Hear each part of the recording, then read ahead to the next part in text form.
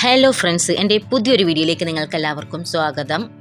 നമ്മുടെ വീട്ടിലൊക്കെ ഇപ്പോൾ മാമ്പഴത്തിൻ്റെ കാലമാണല്ലോ. ഒരുപാട് മാമ്പഴം കിട്ടുമ്പോൾ ഇത് കേടുകൂടാതെ എങ്ങനെ സൂക്ഷിക്കാം എന്ന് പലരും ചോദിക്കാറുണ്ട്.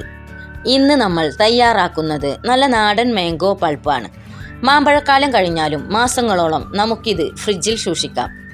ഷേക്കിനും പുഡിങ്ങിനും ഐസ്ക്രീമിനും ഒക്കെ ഇത് ഉപയോഗിക്കാം. അപ്പോൾ നമുക്ക് ഇത് എങ്ങനെയുണ്ടാക്കുന്നത് എന്ന് നോക്കിയാലോ.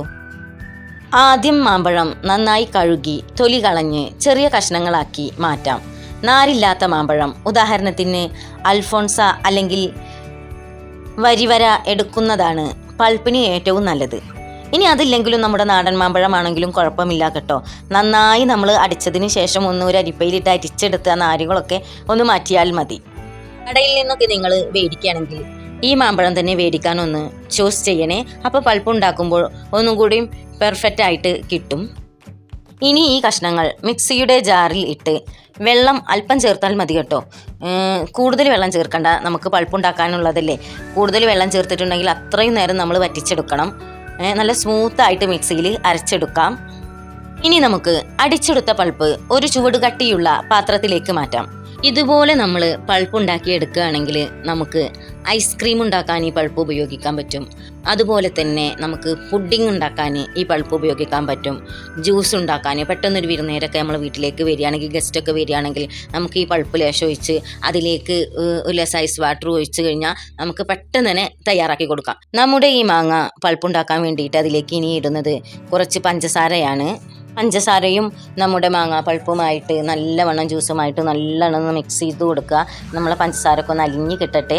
അതിലേക്ക് പിന്നെ ഞാൻ ചേർക്കുന്നത് ഒരു 3 നാരങ്ങയുടെ നീരാണ്. ഇതുപോലെ ഒരു അരിപ്പ എടുത്തിട്ട് അതിൻ്റെ മുകളിൽ ഇതുപോലെ ചെയ്തിട്ട് ഇങ്ങനെ നീരെടുത്താൽ മതി. അപ്പോൾ കുരുവൊന്നും നമ്മുടെ മാങ്ങാ പൾപ്പിലേക്ക് വീഴില്ല. ഈ മാംഗോ ഞങ്ങളുടെ വീട്ടിൽ തന്നെ ഉണ്ടായ മാംഗോയിൻ്റെ ആണ് ഇത് അൽഫോൺസാം എന്ന മാങ്ങയാണ് ഞാൻ എടുത്തിരിക്കുന്നത്. അതുകൊണ്ട് തന്നെ നല്ല കട്ടിയുള്ള ജ്യൂസാണ് നമുക്ക് കിട്ടിയിരിക്കുന്നത്. പൾപ്പുണ്ടാക്കുമ്പോഴും അതിനനുസരിച്ച് ഒരു കുറുക്കൊക്കെ നമ്മുടെ ഈ മാങ്ങാ പൾപ്പിന് ഉണ്ട് കേട്ടോ. മണ്ണുത്തിയിൽ നിന്നും മേടിച്ച തൈയാണ് ഞാനിത്.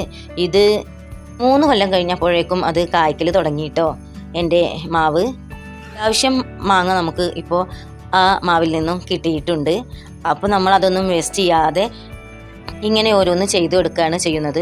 കുറച്ചൊക്കെ നമ്മളെ നാലുപുറമുള്ള നമ്മുടെ കൂട്ടുകുടുംബങ്ങൾക്കൊക്കെ കൊടുത്തു കേട്ടോ.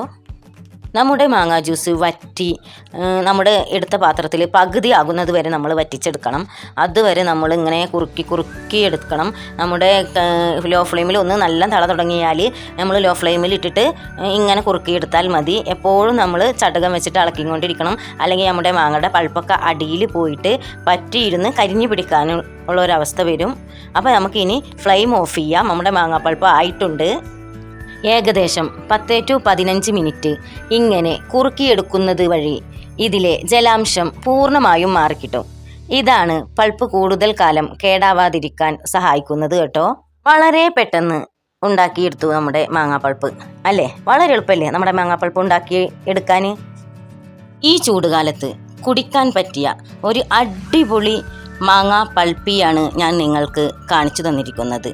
തീർച്ചയായും നിങ്ങളിത് ഉണ്ടാക്കി നോക്കണം. അത്രയും ടേസ്റ്റാണ്, വളരെ ഹെൽത്തിയാണ്. നാച്ചുറലായി ഉണ്ടാക്കിയത് കൊണ്ട് തന്നെ നമുക്ക് ഹെൽത്ത് ബെനിഫിറ്റ് അത്രയും കൂടുതലാണ്. ഈ സമ്മർ കാലത്ത് ഇതുപോലെ 2-3 ഐസ് ക്യൂബ് ഗ്ലാസ്സിലിട്ട് നമ്മുടെ മാങ്ങാപ്പൾപ്പ് ഒഴിച്ച് കുടിക്കുകയാണെങ്കിൽ വളരെ ഒരു റിഫ്രഷിങ് ജ്യൂസാണ് നമ്മുടെ മാങ്ങാപ്പൾപ്പ് കൊണ്ട് ഉണ്ടാക്കാൻ പറ്റുന്നത്. നേരത്തെ പറഞ്ഞതുപോലെ പുഡിങ്ങോ ഐസ്ക്രീമൊക്കെ ഈ പൾപ്പ് കൊണ്ട് നമുക്ക് ഉണ്ടാക്കാൻ കേട്ടോ. അത് മറക്കല്ലേ. ഇനി വേറൊരു ടിപ്പും കൂടി ഞാൻ പറഞ്ഞു തരാം. നമ്മുടെ ഈ മാങ്ങാ പൾപ്പ് ഈ പരുവത്തിലല്ലാത്തപ്പോൾ എടുക്കാതെ ഒന്നും കൂടി കുറുക്കിയെടുക്കുകയാണെങ്കിൽ ഇത് നമുക്ക് ജാമായി കിട്ടും. അപ്പോൾ ഒന്നും കൂടി നല്ല കട്ടിയിലാവും കിട്ടുക. അത് നമുക്കൊരു എയർ ടൈറ്റ് ആയ കണ്ടെയ്നറിലിട്ട് ഫ്രിഡ്ജിൽ സൂക്ഷിച്ചു വെക്കുകയാണെങ്കിൽ ബ്രെഡൊക്കെ മേടിക്കുമ്പോൾ നമുക്കതിൽ പുരട്ടിയിട്ട് കുട്ടികൾക്കൊക്കെ കഴിക്കാൻ കൊടുക്കാം കേട്ടോ. നല്ല തിക്നെസ്സുള്ള ജാമായി കിട്ടും. ഇതേ മെത്തേഡിൽ തന്നെയാണ് നമ്മുടെ ജാമു ഉണ്ടാക്കുക. ഒരു മാറ്റവും. ഇത് നമ്മളൊരു പൾപ്പിക്ക് വേണ്ടിയിട്ട് ഉപയോഗിക്കുന്ന ഒരു സ്മൂത്തായ ലിക്വിഡ് ആകുമ്പോൾ എടുക്കുന്നു എന്ന് മാത്രം. അതിലും ഒന്നും കൂടി കുറുക്കി എടുക്കുകയാണെങ്കിൽ നമുക്കിത് ജാമായി ഉപയോഗിക്കാൻ പറ്റും. അത്യാവശ്യം നല്ല ക്വാണ്ടിറ്റിയിൽ തന്നെ നമുക്ക് മാങ്ങാ പൾപ്പ് കിട്ടിയിട്ടുണ്ട് കേട്ടോ.